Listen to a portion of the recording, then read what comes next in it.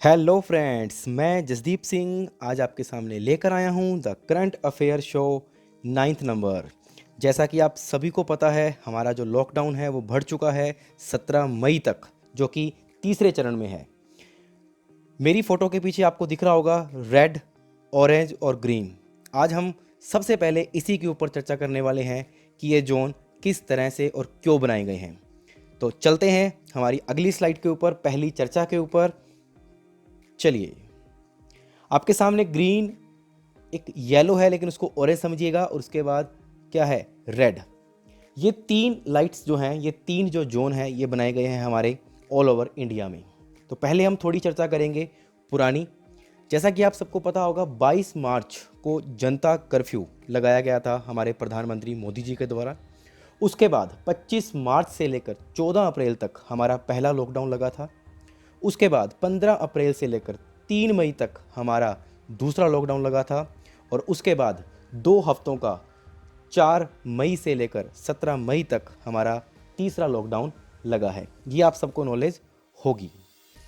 अब हम बात कर लेते हैं इसी से रिलेटेड कि क्या है ये ग्रीन जोन, ऑरेंज जोन और रेड जोन। तो चलिए, आपके सामने आपकी स्क्रीन पर है लॉकडाउन 3, जाने क्या है रेड, ऑरेंज और ग्रीन जोन। सबसे पहले मैं आपके सामने लेकर आया हूं एक नाम, डिसेस्टर मैनेजमेंट एक्ट 2005। तो आपको बता दूं आपकी नॉलेज के लिए कि लॉकडाउन को डिसेस्टर मैनेजमेंट एक्ट 2005 के तहत ही 2 हफ्तों के लिए हमारी जो होम मिनिस्ट्री है, इसने आगे क्या किया है, बढ़ाया है। भारत सरकार ने इसे बढ़ाया है। भारत के 733 जिलों के अंदर, ध्यान रखिएगा, 733 जिलों के अंदर क्या किया है, हमारे जो स्वास्थ्य मंत्रालय है, इसने ग्रीन, रेड और क्या, ऑरेंज जोन में इसे क्या किया है, बांटा है। ध्यान रखिएगा, कितने, 733 जिलों को।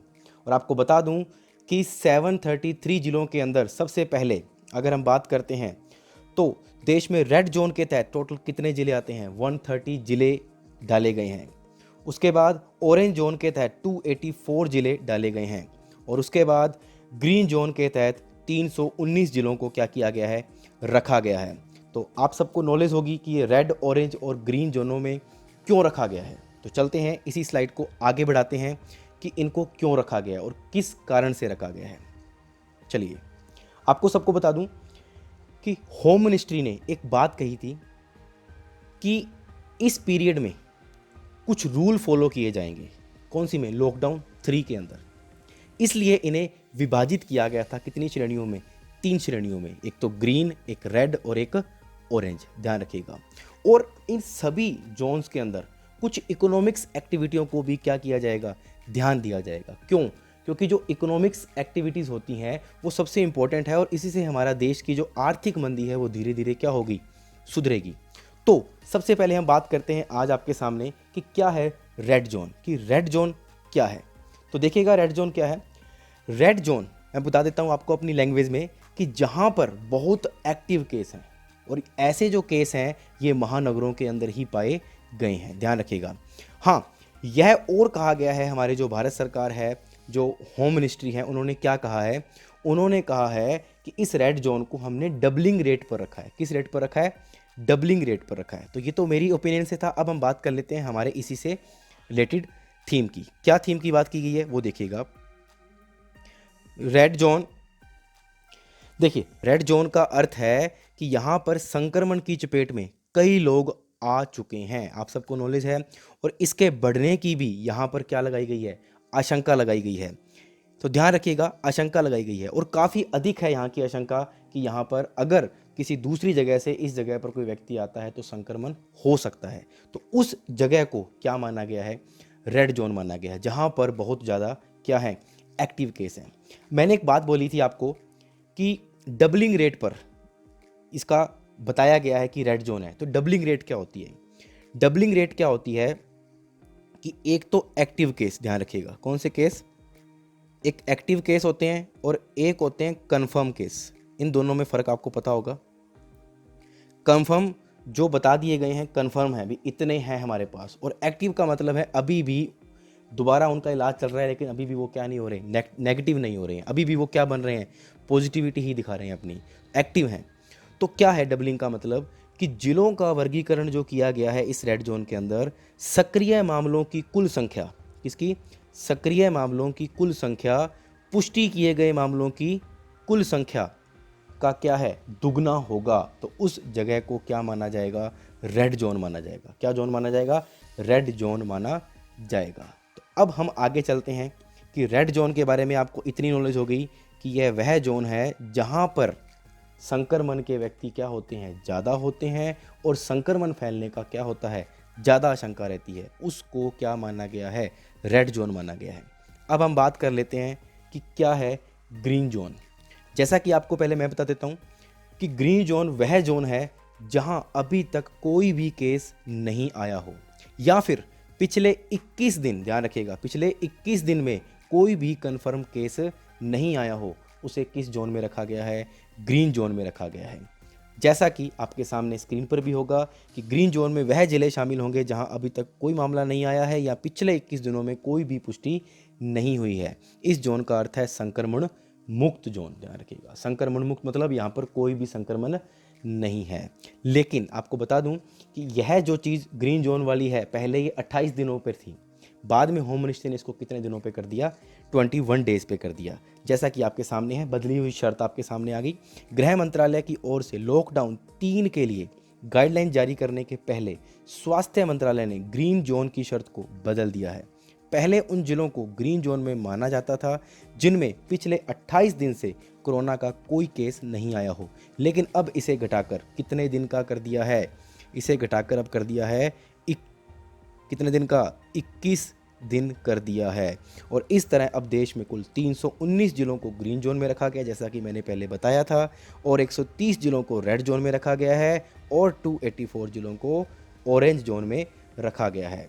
तो आपको दो बातें पता लग गई, रेड जोन जहां पर एक्टिव केस हैं और ग्रीन जोन जहां पर कोई भी केस नहीं है। चलते हैं अगली थीम के ऊपर हमारी, और अगली थीम है हमारी क्या, कि क्या है ऑरेंज जोन, कि ऑरेंज जोन क्या है। तो जो एरिया न तो ग्रीन है और न ही क्या है, रेड है, वहाँ पर थोड़े बहुत संक्रमण के क्या पाए जाते हैं, केस पाए जाते हैं, वो क्या माना गया है, ऑरेंज जोन माना गया है। जैसे आपके सामने है, आपकी थीम के अकॉर्डिंग उसकी चर्चा कर लेते हैं हम। देखिए, वे जिले जिन्हें न तो लाल और न ही हरे रंग के रूप में परिभाषित किया गया है, उन्हें किस जोन में रखा गया है, ऑरेंज जोन में रखा गया है। जब किसी रेड जोन के क्षेत्र में 14 दिन तक कोई नया केस नहीं मिलता है तो उसे रेड से बदलकर किस जोन में रखा जाएगा, ऑरेंज जोन में रखा जाएगा। और ध्यान रखिएगा, इस तरह के जोन में वो इलाके या ज़िले में आते हैं जहां से संक्रमण के कुछ मामले निकलकर सामने आते हैं। उस जोन को हमने क्या बोला है, ऑरेंज जोन बोला है। क्या जोन बोला है, ऑरेंज जोन बोला है। तो आप सबको नॉलेज होगी कि रेड, ग्रीन और ऑरेंज जोन किसको रखा गया है। अब हम बात कर लेते हैं कि रेड जोन में, जैसा कि मैंने आपको पहले बताया कि महानगर, तो महानगर में कौन कौन है, दिल्ली, मुंबई, चेन्नई, अहमदाबाद, जयपुर, इन जो मेट्रो सिटीज़ हैं उनके अंदर क्या पाया गया है, इन्हें हॉटस्पॉट माना गया है, इसलिए इन्हें किस जोन में रखा गया है, रेड जोन में रखा गया है। और हाँ, ये बात और ध्यान रखिएगा आप कि ये जो ज़िले मैंने बताए हैं आपको, जैसे 130 बताए हैं रेड जोन में है, 284 मैंने बताए आपको ऑरेंज जोन में है, 319 मैंने ग्रीन जोन में बताए, तो ये फिक्स नहीं कर दिए गए हैं, ये एवरी वीक क्या होता जाएगा, इनका पीरियड जो होगा वो चेंज होता जाएगा एवरी वीक, ये ध्यान रखिएगा, एवरी वीक ये क्या होते जाएंगे, चेंज होते जाएंगे, ये ध्यान रखिएगा। और अगर अपने और बात करते हैं इसी के अंदर कि इसको डिसाइड कौन करता है इन जोन्स को, तो ध्यान रखिएगा कि जोन की जो श्रेणी है, बदलने का अधिकार, इस जोन की जो श्रेणी है इसे बदलने का अधिकार केंद्र और राज्य सरकार दोनों के पास ही है। जो ये ग्रीन से अगर हमें रेड में करना है या ग्रीन से हमें ऑरेंज में करना है, तो ये सारी चीज़ें कौन करता है, यस, राज्य सरकार भी और केंद्र सरकार भी। लेकिन एक बात और ध्यान रखिएगा कि अगर कोई जिला रेड है या क्या है, ऑरेंज है, ध्यान रखिएगा, यदि कोई जिला रेड है या क्या है, ऑरेंज है, और उसको अगर किस में बदलना है, ग्रीन जोन में बदलना है, किस जोन में बदलना है, ग्रीन जोन में बदलना है, तो उसका अधिकार केवल किसके पास है, सेंट्रल के पास है। इस बात को मैं दोबारा रिपीट समझा देता हूँ आपको कि इसका मतलब क्या है। इस लाइन का मतलब ये है कि अगर रेड और ऑरेंज को ग्रीन में बदलना है तो किसकी ज़रूरत पड़ेगी, सेंट्रल की ज़रूरत पड़ेगी।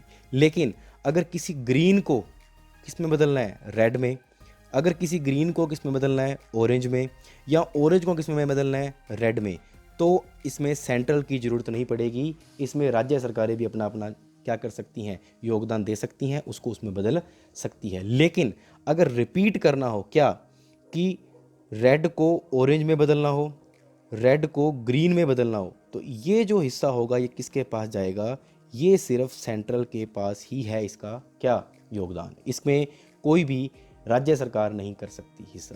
तो आपको नॉलेज होगी और ये क्वेश्चन बन सकता है आपके सामने। कितने क्वेश्चन बन सकते हैं? सबसे पहला क्वेश्चन बन सकता है इस लॉकडाउन में कि राज्यों को कितनी श्रेणियों में बांटा गया था, तो हम कहेंगे 3 श्रेणियों में।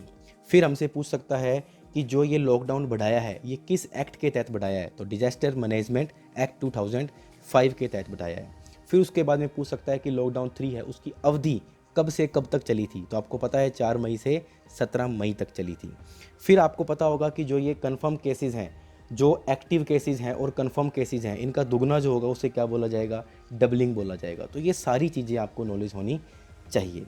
तो आई होप कि आपको पता लगा होगा कि रेड जोन क्या है, ग्रीन जोन क्या है और ऑरेंज जोन क्या है। तो हम जिस जोन में आते हैं वो आपके सामने आप सब ने देख भी लिया होगा, न्यूज़पेपर में आ भी गया होगा, इसलिए मैंने उसको शो नहीं किया है। सिर्फ इतना ही बताया है कि रेड जोन का मतलब क्या है। और हाँ, एक बात और ध्यान रखिएगा कि रेड जोन के अंदर बिल्कुल समाप्ति नहीं की गई है कि कुछ भी नहीं खोला जाएगा। इकोनॉमिक्स, मैंने बोला था आपको, इकोनॉमिक्स एक्टिविटी का ध्यान दिया गया है रेड जोन में। कुछ जगहों पर जहाँ पर जैसे हॉटस्पॉट एरिया हैं वहाँ पर तो बिल्कुल बंद है, लेकिन रेड जोन में भी कुछ एरिया ऐसे हैं जहाँ पर बिल्कुल भी नहीं पाया गया है। तो वहाँ पर कुछ ना कुछ दुकानें खुलेंगी, कुछ ना कुछ बिजनेस खुलेंगे, कुछ ना कुछ प्राइवेट एक्टिविटीज़ होंगी।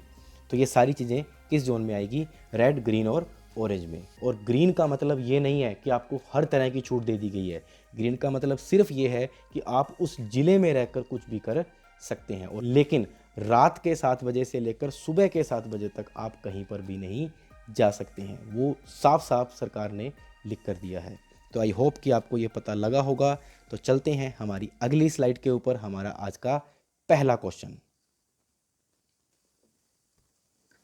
तो देखिए आपके सामने पहला क्वेश्चन है, हाल ही में सुर्खियों में रही प्रोजेक्ट मॉनिटरिंग यूनिट किस इंडस्ट्री से संबंधित है।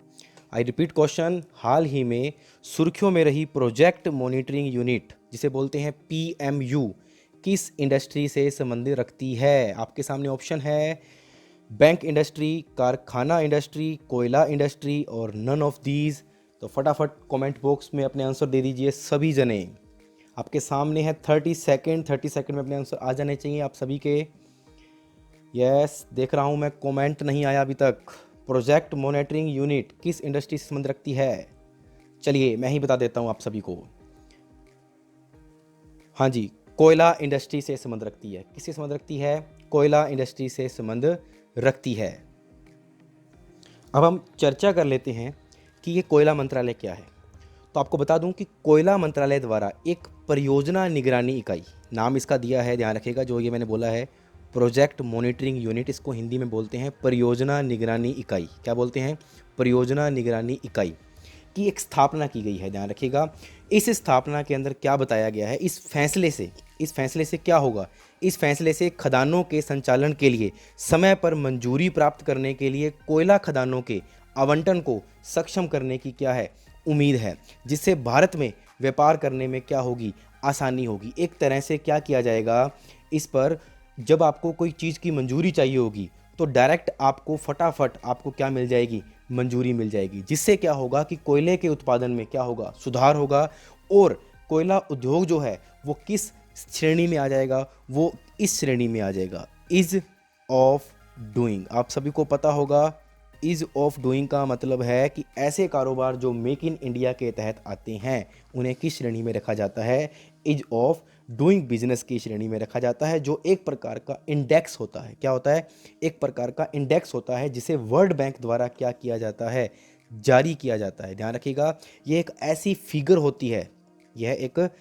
फिगर होती है जो बिजनेस की स्थिति को क्या करती है, तय करती है कि बिजनेस के मानक कैसे हैं, बिजनेस कितना बढ़ रहा है। जैसे आपको बता दूं कि YouTube पर कोई ऐसी वीडियो जो ऑन ट्रेंडिंग में चल रही है तो उसको बिल्कुल ऊपर ऊपर दिखाया जाएगा। तो उसी तरह ये ईज़ ऑफ डूइंग बिजनेस भी क्या करता है, इंडेक्स शो करता है कि कौन सा बिजनेस कौन सी स्टेज पर चल रहा है।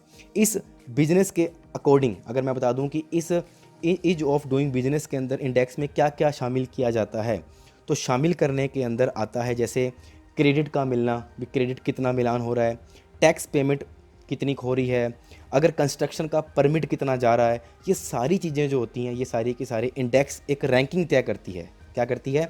रैंकिंग तय करती है। वही किस में आती है? ईज ऑफ डूइंग बिजनेस में आती है। तो अब बात कर लेते हैं इसी से रिलेटेड कि जो ये विश्व बैंक की जो ये सूची निकलती है उसमें भारत का रैंक क्या है। तो 2020 में ध्यान रखिएगा, ईज ऑफ डूइंग बिजनेस के अंदर भारत का जो स्थान है वो कितना है? 63 है। कितना है?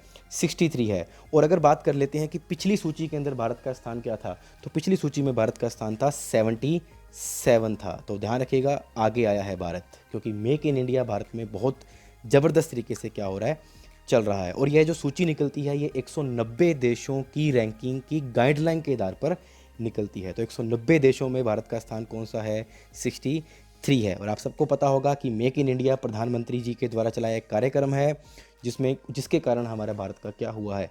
सुधार हुआ है। तो आई होप कि आपको ये क्वेश्चन समझ में आया होगा।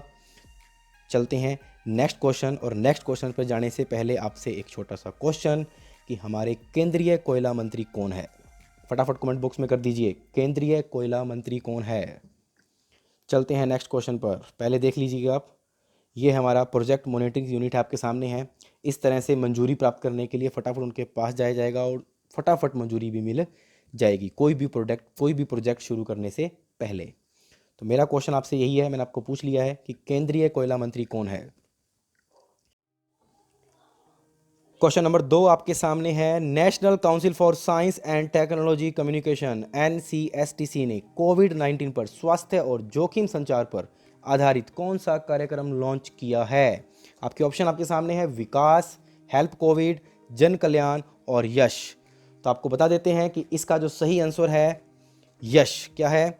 यश, ध्यान रखिएगा। और यह जो national council for science and technology communication है, इन्होंने प्लस में विज्ञान और प्रौद्योगिकी विभाग ने दोनों ने मिलकर जोखिम संचार कम्युनिकेशन कार्यक्रम को क्या किया है? शुरू किया है। इसका जो फुल नेम है, मैं पहले आपको शॉर्ट नेम बता दूं, यश। क्या नाम है? यश। और इसका जो फुल नेम है वो क्या रखा गया है? वो रखा गया है ईयर, ध्यान रखिएगा, of awareness, year of awareness, ध्यान रखिएगा, ऑन साइंस, ऑन साइंस, ध्यान रखिएगा,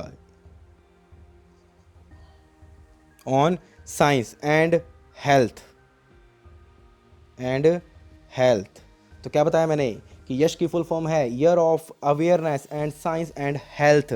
यह क्या किया है? कार्यक्रम शुरू किया है। इस कार्यक्रम के तहत क्या होगा? स्वास्थ्य के संबंध में जमीनी स्तर यानी बिल्कुल ग्राउंड लेवल से बेहतरी और प्रतिक्रिया को बढ़ावा देने के लिए शुरू किया गया है। एक व्यापक विज्ञान है, एक बहुत बड़ा साइंस इसके अंदर पहल करेगा और प्लस में स्वास्थ्य संचार भी इसमें क्या करेगा? पहल करेगा। तो इस कार्यक्रम की क्या है? इस कार्यक्रम को लॉन्च किया गया है क्या नाम देकर? यश नाम देकर। और फुल नेम क्या है? Year of awareness and science and health, ध्यान रखिएगा। तो चलते हैं हमारे अगले क्वेश्चन पर। अगले पे चलने से पहले आपसे फर्स्ट क्वेश्चन का आंसर पूछ लेते हैं। केंद्रीय कोयला मंत्री कौन है? प्रहलाद जोशी। कौन है? प्रहलाद जोशी। चलते हैं नेक्स्ट थीम की तरफ।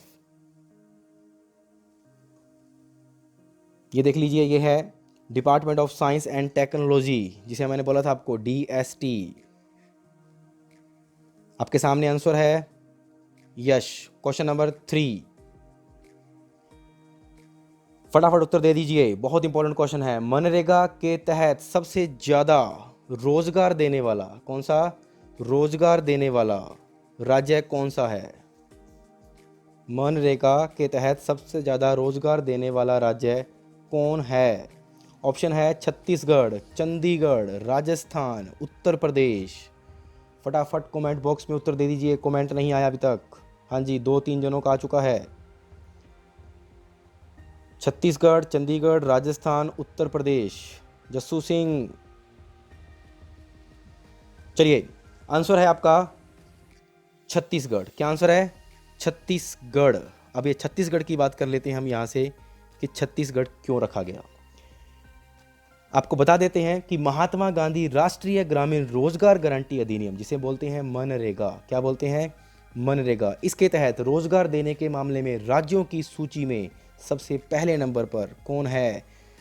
छत्तीसगढ़ है। अगर पूछ लिया जाए दूसरे नंबर पर कौन है, तो राजस्थान है।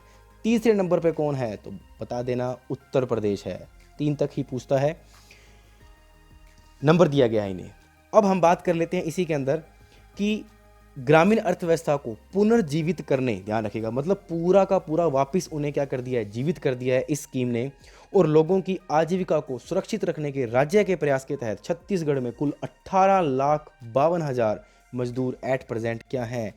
कार्यरत हैं। 18,52,000, ध्यान रखिएगा, इतने मजदूर कार्यरत हैं, जो कि पूरी नौकरियों का लगभग कितने परसेंट है? 24% है। इसलिए छत्तीसगढ़ कौन से नंबर पर है? पहले नंबर पर है। तो आई होप कि आपको इस क्वेश्चन के बारे में पता लग गया होगा कि मनरेगा के तहत सबसे ज़्यादा रोजगार देने वाला राज्य कौन बना है? छत्तीसगढ़। अब हम बात कर लेते हैं इसी से चर्चा कि हमारे केंद्रीय ग्रामीण विकास मंत्री कौन है? केंद्रीय ग्रामीण विकास मंत्री कौन है? यस, नरेंद्र सिंह तोमर। कौन है? नरेंद्र सिंह तोमर। अब अगला ही क्वेश्चन आपसे रिलेटेड जो मैंने दे रखी है आपको पूरी की पूरी शीट, छत्तीसगढ़ के मुख्यमंत्री कौन है? तो आपको बता देते हैं, भूपेश बघेल। कौन है? भूपेश बघेल। और राज्यपाल कौन है? अनुसुईया उइके। अनुसुईया उइके। तो चलते हैं नेक्स्ट क्वेश्चन पर। उससे पहले एक तस्वीर देख लीजिए, ये मनरेगा की तस्वीर है और इसका जो सही आंसर है आपके सामने छत्तीसगढ़ मैंने पहले ही बता दिया है। तो चलते हैं क्वेश्चन नंबर 4 पर। आपके सामने हाल ही में सुर्खियों में रही गूगल पे इंडिया की नई सलाहकार कौन है? आप सभी गूगल पे चलाते होंगे और गूगल पे क्या है उसके बारे में भी हम चर्चा कर लेंगे। उससे पहले ऑप्शन देखते हैं। रोबिन राय, शिखा शर्मा, चंदा कोचर, आदित्य पुरी। आपके सामने एक फ़ोटो आई है, इस फोटो को जो जान जाएगा, यस, शिखा शर्मा। कौन है? शिखा शर्मा, जो कि पहले एमडी और सीईओ थी किसकी? एक्सिस बैंक की। इन्हें क्या किया गया है? गूगल पे इंडिया की नई सलाहकार नियुक्त किया गया है। तो बताते हैं आपको इसी के बारे में थोड़ी सी नॉलेज, देखिएगा। हाँ जी, एक्सिस बैंक की मैंने बता दिया आपको कि पूर्व सीईओ शिखा शर्मा को एट प्रेजेंट अभी गूगल पे इंडिया का क्या किया है? सलाहकार नियुक्त किया गया है। और आप सबको पता होगा कि जो गूगल पे है वो एक यूनिफाइड पेमेंट इंटरफेस है, जिसे बोलते हैं यूपीआई। क्या बोलते हैं? यूपीआई इंटरफेस है, एक प्रमुख ऐप है जो, अगर आपको बता दें, जैसे अमेजन हो गया, पेटीएम हो गया, फ़ोनपे हो गया, उनमें भी यूपीआई की सुविधा क्या की जाती है? मुहैया करवाई जाती है। तो आपको बता देते हैं कि जो ये यूपीआई है, ये यूपीआई क्या होता है? एक तरह का एक स्मार्टफोन एप्लीकेशन है यूपीआई, जो उपयोगकर्ताओं को बैंक खातों के बीच धन का क्या करता है? आदान प्रदान करता है। बैंक की उसमें क्या होती है? भागीदारी होती है। आपने देखा होगा, कोई भी गूगल पे कर लीजिए, यूपीआई उसके नीचे लिखा होगा कि ये इस बैंक का है, एचडीएफसी बैंक का है, या आईसीआईसी बैंक का है, या एसबीआई बैंक का है, जैसे योनो है। तो ये सारा कुछ यूपीआई से ही जुड़ा हुआ होता है। तो यह एक नेशनल पेमेंट, ध्यान रखेगा, एक national payment corporation of India द्वारा विकसित किया गया एक सिंगल विंडो मोबाइल है। कैसा है? Single window mobile. Single window mobile, ध्यान रखिएगा, सिंगल विंडो मोबाइल, ध्यान रखिएगा। तो ये किसके द्वारा शुरू किया गया है? एनपीसीआई, जिसे बोलते हैं national payments corporation of India. तो आई होप कि आपको पता लगा होगा कि गूगल पे इंडिया की नई सलाहकार कौन है? शिखा शर्मा। और आपसे पूछ लिया जाए कि गूगल के, अब गूगल पे की बात कर रहे हैं तो हम गूगल की बात कर लेते हैं यहाँ, कि गूगल के वर्तमान सीईओ कौन है? गूगल के वर्तमान सीईओ कौन है? आपकी स्क्रीन पर आ गया होगा, फिर भी हम लिख देते हैं, गूगल के वर्तमान सीईओ कौन है? देखिएगा, गूगल के वर्तमान सीईओ हैं सुंदर पिचई। मैं पहले भी बता चुका हूं आपको कुछ पिछली स्लाइड्स के अंदर। सुंदर कौन? पिचाई, ध्यान रखेगा।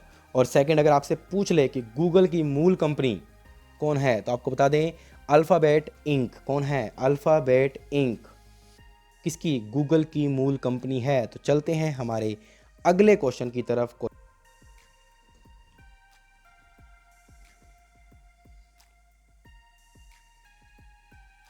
हाँ जी, क्वेश्चन नंबर 5 आपके सामने है। क्वेश्चन नंबर 5 देख लीजिएगा। किस देश ने पहल परियोजना, कौन सी परियोजना? पहल परियोजना के लिए भागीदारी के माध्यम से भारत को $3 मिलियन की सहायता प्रदान करने की क्या की है? घोषणा की है, जिसमें फर्स्ट नंबर पर है अमेरिका, सेकंड पे ऑस्ट्रेलिया, थर्ड पे चाइना और फोर्थ पे Canada. I repeat the question. किस देश ने पहल परियोजना, कौन सी परियोजना? पहल, पहल की फुल फॉर्म नीचे स्क्रीन पर भी आकी होगी, फिर भी आपको बता देता हूं। Partnerships for affordable health care access and longevity, ध्यान रखिएगा। ये एक पहल परियोजना है के लिए भागीदारी के माध्यम से भारत को $3 मिलियन की सहायता प्रदान करने वाला देश कौन सा है? America, Australia, China, Canada. आपके सामने एक फोटो आएगी, उस फोटो के जरिए आपको पता लग गया होगा कौन है। फटाफट कमेंट बॉक्स में कर दीजिए कौन है। यस, कमेंट देख रहा हूं मैं आपके, फटाफट कमेंट दीजिए। अमेरिका कौन है? अमेरिका बिल्कुल सही है। अब हम बात कर लेते हैं कि क्या क्या किया है अमेरिका ने। अमेरिका की कौन सी कंपनी? USAID, ध्यान रखिएगा, USAID और नई दिल्ली स्थित कंपनी IPE ग्लोबल के बीच एक सहयोगी परियोजना है, ध्यान रखिएगा, जिसमें अमेरिका ने घोषणा की कि कोविड-19 के प्रसार से निपटने के लिए भारत को पहले तो मैंने $5.9 मिलियन की सहायता दी थी, उसके साथ साथ मैं भारत को कोविड-19 से लड़ने के लिए $3 मिलियन की और अतिरिक्त क्या करता हूं? सहायता प्रदान करता हूं। और ये सब कुछ हुआ किसके कारण है? प्राइम मिनिस्टर नरेंद्र मोदी जी के कारण। आप सबको नॉलेज होगी। तो चलते हैं आगे अगली स्लाइड पर। हमारा आंसर आप सबको पता ही होगा कि क्या है हमारा आंसर, तो फिर भी हम देख लेते हैं हमारा आंसर क्या है। Yes, answer is America. चलते हैं 6 क्वेश्चन की तरफ, और 6 क्वेश्चन है आपके सामने। हाल ही में किस स्वतंत्रता सेनानी का निधन हुआ है जिन्होंने राष्ट्रीय सांप्रदायिक सद्भाव पुरस्कार जीता था? I repeat the question. हाल ही में किस स्वतंत्रता सेनानी का निधन हुआ है जिन्होंने राष्ट्रीय सांप्रदायिक सद्भाव पुरस्कार जीता था? फटाफट ऑप्शन में दे दीजिए आंसर, फटाफट कमेंट बॉक्स में। यस, पूर्वराज, पूर्वराज आज दिख नहीं रहा मुझे। यस, देखिए क्या आंसर आएगा, इस फोटो को देख के बताइए। यस, हेमा भराली। कौन है? हेमा भराली। अब इनके बारे में चर्चा कर लेते हैं हम, देखिएगा। स्वतंत्रता सेनानी और गांधीवादी सिद्धांतों की अनुयायी हेमा भराली। कौन? हेमा भराली का हाल ही में 101 वर्ष, कितने वर्ष? 101, ध्यान रखिएगा, 101 में क्या हो गया है? निधन हो गया है।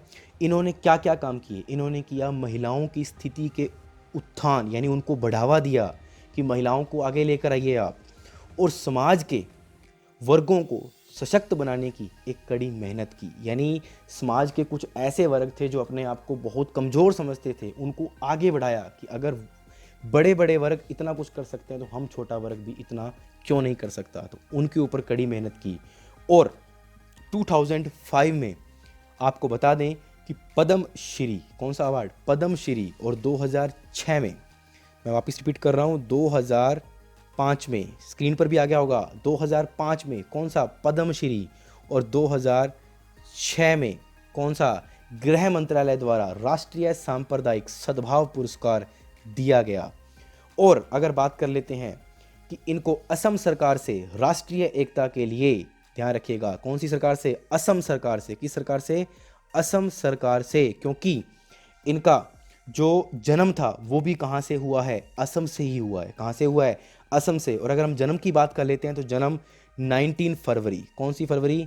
19 फरवरी 1919, ध्यान रखिएगा, कौन सा? 1919 में इनका क्या हुआ था? असम में जन्म हुआ था। इसलिए असम सरकार से राष्ट्रीय एकता के लिए फखरुद्दीन अली अहमद, कौन सा? फखरुद्दीन अली अहमद मेमोरियल अवार्ड सहित कई प्रतिष्ठित पुरस्कार भी इनको असम से मिले हैं। तो आपको, आई नो कि आपको नॉलेज होगी कि हेमा भराली कौन है। कहाँ से है? असम से है।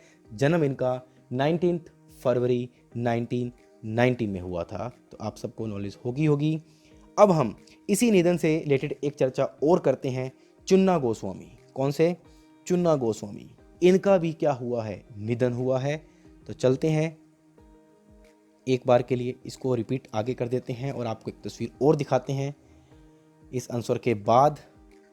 देखिएगा, यस, इस तस्वीर को देखिए ध्यान से। इनका नाम है कौन? चुन्नी गोस्वामी। कौन है? चुन्नी गोस्वामी। इनका निधन हो गया है। ये भारत के पूर्व फुटबॉल कप्तान चुन्नी गोस्वामी हैं, ध्यान रखिएगा। 1962, कौन से? 1962 के एशियाई खेलों में इनको क्या मिला था? गोल्ड मेडल मिला था। कौन सा मेडल मिला था? गोल्ड मेडल, ध्यान रखिएगा, 1962 के एशियाई खेलों में। अगर आगे बात कर लें इनकी कप्तानी, अगर बात करें इनकी कप्तानी में 1964 में भारत में एशियाई कप भी उप विजेता रहा था। कि भारत क्या रहा था? उप विजेता रहा था। तो इनका नाम क्या है? चुन्नी गोस्वामी। चुन्नी गोस्वामी। तो चलते हैं नेक्स्ट क्वेश्चन की तरफ, हमारा क्वेश्चन नंबर 7। चलिए, क्वेश्चन नंबर 7 आपके सामने आने वाला है। ये लीजिए क्वेश्चन नंबर 7।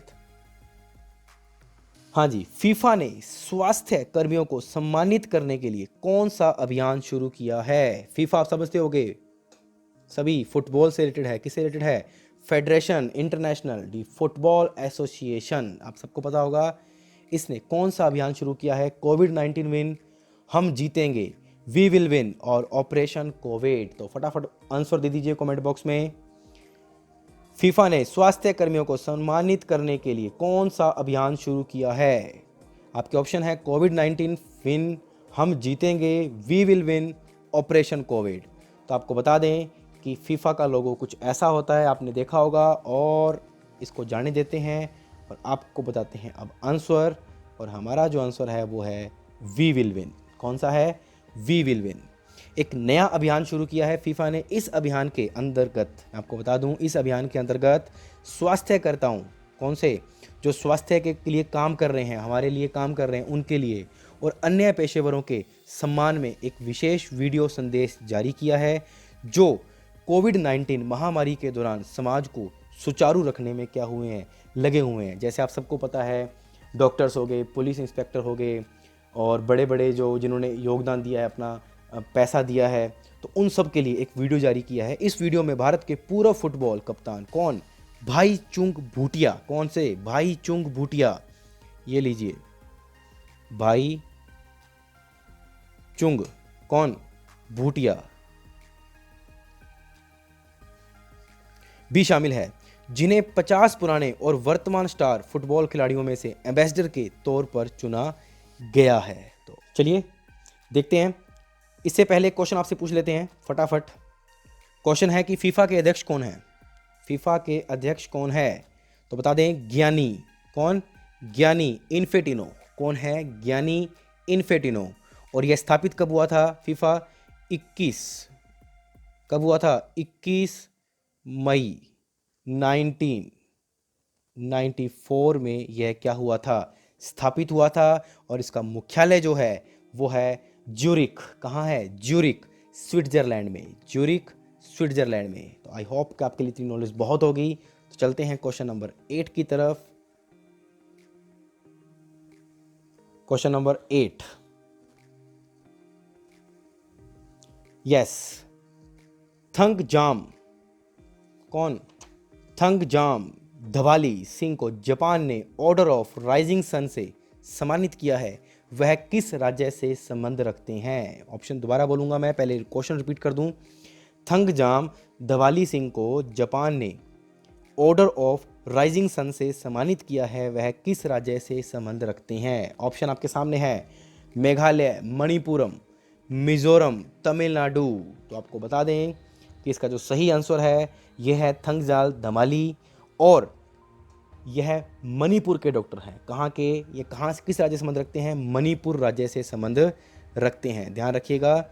मणिपुर राज्य से संबंध रखते हैं। और मणिपुर की अगर हम बात कर लें कि मणिपुर के डॉक्टर कौन, थंगजाम दभाली सिंह को जापान सरकार द्वारा कौन सा ऑर्डर ऑफ राइजिंग सन से सम्मानित किया गया है।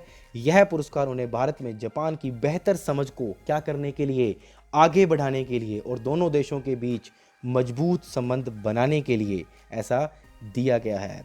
अब आपसे पूछ ले कोई कि मणिपुर की राजधानी क्या है, तो आप क्या जवाब दोगे? इम्फाल। क्या दोगे? इम्फाल।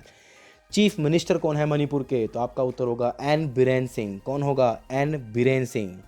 अब अपने से पूछ ले जापान से रिलेटेड क्वेश्चन। क्या पूछ ले? जापान से रिलेटेड कि जापान की राजधानी क्या है, तो टोक्यो। जापान की मुद्रा क्या है? येन। और जापान के प्रधानमंत्री कौन है? Shinzo Abe. कौन है? Shinzo Abe. तो चलते हैं नेक्स्ट क्वेश्चन की तरफ आपके सामने। तो चलते हैं 9th नंबर क्वेश्चन पर। और 9th नंबर क्वेश्चन आपके सामने कुछ इस आंसर के बाद आएगा, देखिएगा।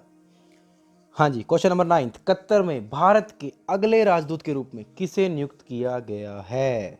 कतर में भारत के अगले राजदूत के रूप में किसे नियुक्त किया गया है? Option A Deepak Mittal, option B Piyush Srivastava, option C Deepak Goyal और ऑप्शन डी शशिकांत दास।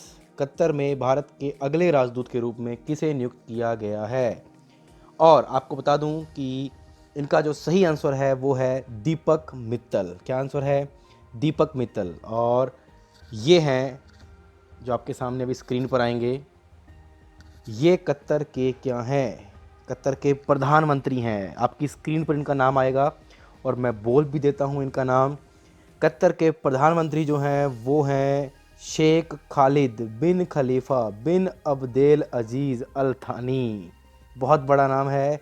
ये है कतर के प्रधानमंत्री। तो बताते हैं आपको किनके बारे में? दीपक मित्तल के बारे में।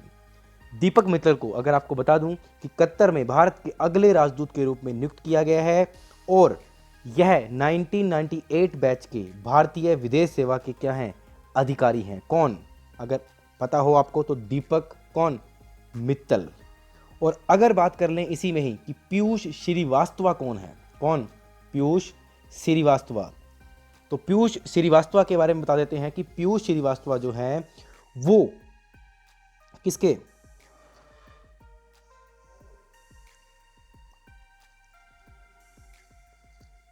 हाँ जी, पीयूष श्रीवास्तव को बहरीन में भी भारत का क्या बनाया गया है? अगला नियुक्त किया गया है। तो आपको दोनों बातें याद रखनी है कि कतर का कौन है? दीपक मित्तल है। और बहरीन का कौन है? कौन? बहरीन का पीयूष श्रीवास्तव है। तो अब हम बात कर लेते हैं इसी से रिलेटेड कि कतर की कैपिटल कौन है? तो कतर की कैपिटल जो है वो है दोहा और उसकी मुद्रा क्या है? कतरी रियाल। कतर के प्रधानमंत्री मैं आपको पहले ही बता चुका हूं, एक बार वापस नाम ले लेते हैं, शेख खालिद बिन खलीफा बिन अब्देल अजीज अल थानी। बहरीन के राजा कौन है? हमद बिन इंसा अल खलीफा।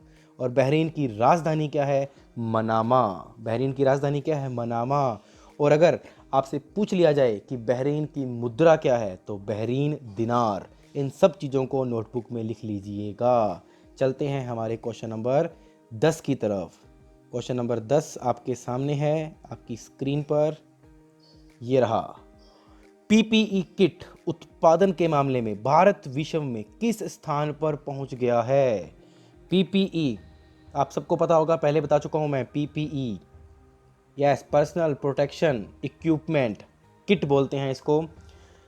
भारत विश्व में किस स्थान पर पहुंच गया है? तो डायरेक्ट आंसर है आपका किस स्थान पर पहुंचा है? सेकंड स्थान पर पहुंच गया है। किस स्थान पर पहुंच गया है? सेकंड स्थान पर पहुंच गया है। ध्यान रखिएगा। आगे की चर्चा करते हैं। ये देख लीजिए, ये होती है पीपीई किट जो कि पूरी एक डॉक्टर को क्या कर देती है? कवर कर देती है। चलते हैं आगे। आंसर बता चुका हूँ आपको सेकंड, इसके बारे में बताने की ज़रूरत नहीं है, आप सभी को सब जानते हैं पीपीई किट क्या होती है। क्वेश्चन नंबर 11, यस, आगे वाले सारे क्वेश्चंस कम हैं, बताने आपने हैं। आप सारे क्वेश्चन आपको बताने हैं। आईसीसी की ओर से जारी ताज़ा रैंकिंग में कौन भारत को पीछे छोड़कर टेस्ट में नंबर 1 बन गया है? आईसीसी की ओर से जारी ताज़ा रैंकिंग में कौन भारत को पीछे छोड़कर टेस्ट रैंकिंग में नंबर 1 बन गया है? आपके ऑप्शन है आपके सामने, New Zealand, Sri Lanka, south Africa, Australia. Bharat को किसने पीछे छोड़ा है? तो आपके सामने है, कुछ स्क्रीन पर आ गया हो गया, क्रिकेट ऑस्ट्रेलिया। तो किसने पीछे छोड़ दिया है? यस, किसने छोड़ा है? ऑस्ट्रेलिया ने। किसने छोड़ा है? ऑस्ट्रेलिया ने छोड़ा है।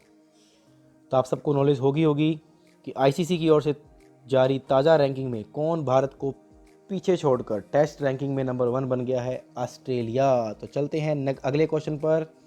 अगला क्वेश्चन है आपके सामने।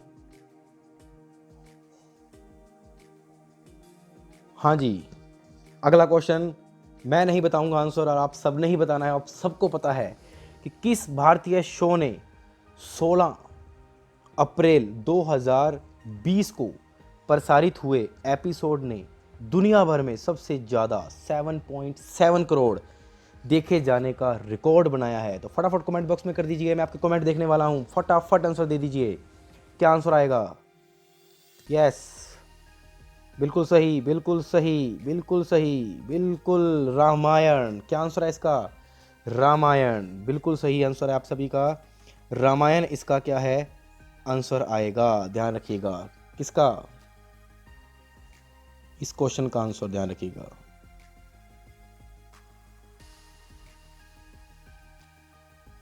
रामायण।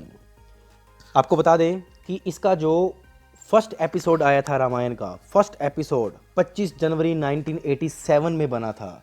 कब बना था फर्स्ट एपिसोड? 25 जनवरी 1987 में बना था। अगर इसका फाइनल एपिसोड पूछ लिया जाए तो कब बना था? 31 जुलाई 1988 में। ध्यान रखिएगा, 1988 में इसका फाइनल एपिसोड था। अगर आपसे पूछ लिया जाए एपिसोड की संख्या कितनी थी, तो एपिसोड की संख्या थी 78।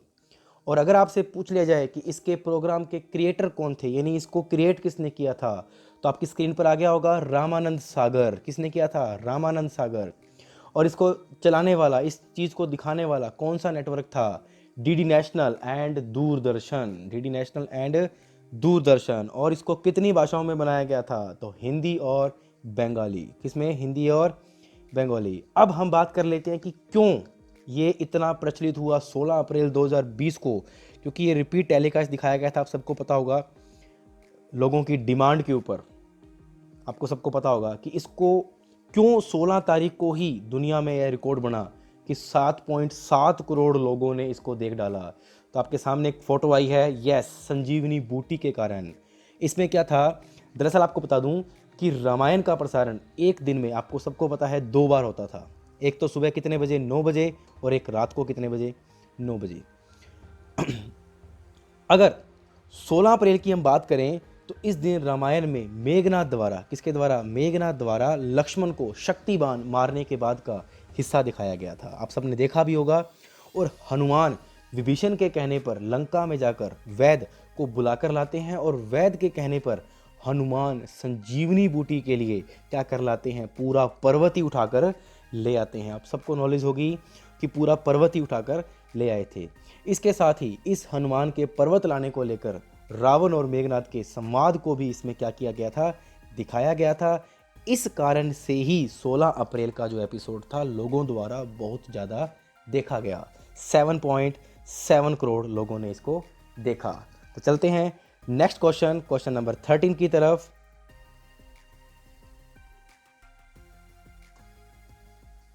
हाँ जी, क्वेश्चन नंबर 13।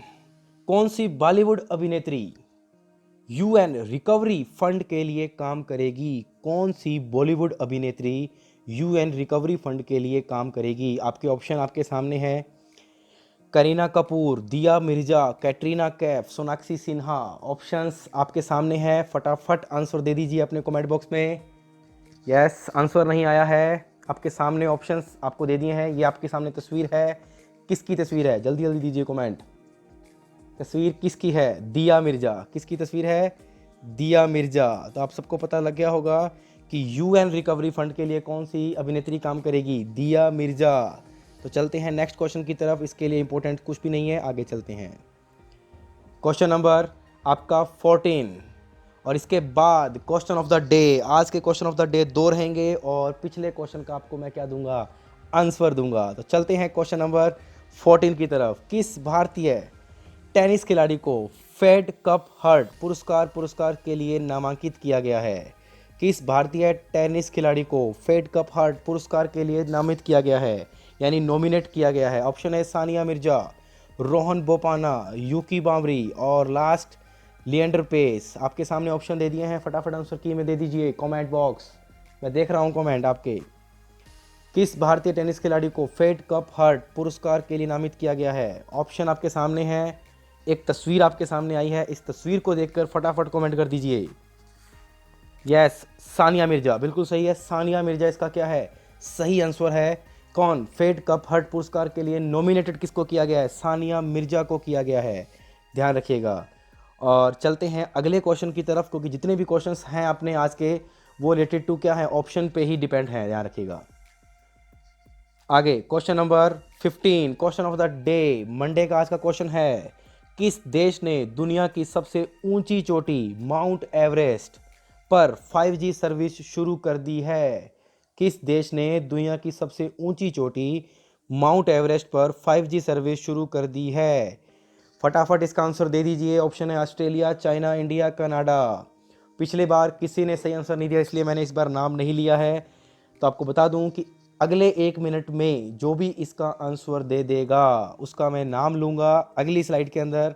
अगले जो हमारा अगला 10th नंबर करंट जीके बनेगा उसमें नाम लूँगा मैं। तो चलते हैं अगले क्वेश्चन की तरफ। क्वेश्चन नंबर आपका 16, जिसके ऑप्शन नहीं है, एक लाइनर क्वेश्चन है। इंग्लैंड क्रिकेट बोर्ड ने अपनी किस लीग को 1 साल के लिए स्थगित कर दिया है? इंग्लैंड क्रिकेट बोर्ड ने अपनी किस लीग को 1 साल के लिए स्थगित कर दिया है?